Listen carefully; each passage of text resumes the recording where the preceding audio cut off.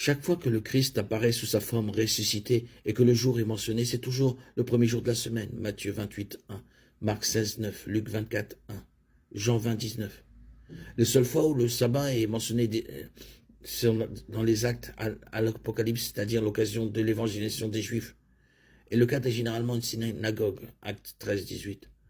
Paul a écrit « Je me suis fait juif avec les Juifs afin de gagner les Juifs » 1 Corinthiens 9. Paul n'est pas allé à la synagogue pour communier avec les saints et les édifier, mais pour convaincre et sauver les perdus. Après que Paul a déclaré « Désormais j'irai vers les païens » acte 18, 6, le sabbat n'est plus jamais mentionné. Au lieu de suggérer l'adhésion au jour du sabbat, le reste du Nouveau Testament implique le contraire, y compris la seule exception, trouvée dans Colossiens 2, 16. Que personne donc ne vous juge au sujet du manger ou du boire, au sujet d'une fête, d'une nouvelle lune ou des sabbats. En examinant tous ces points, on découvre qu'il n'y a aucune obligation pour le croyant du Nouveau Testament de respecter le sabbat. Et on voit aussi que l'idée d'un sabbat chrétien le dimanche est également contraire aux Écritures.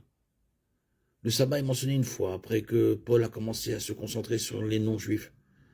Que personne donc ne vous juge au sujet du manger ou du boire, au sujet d'une fête, d'une nouvelle lune ou des sabbats. C'est l'ombre des choses à venir. La réalité, cependant, se trouve en Christ. Colossiens 2, 16, 17. Le sabbat juif a été aboli à la croix, où Christ a annulé la loi écrite avec ses prescriptions. Colossiens 2, 14.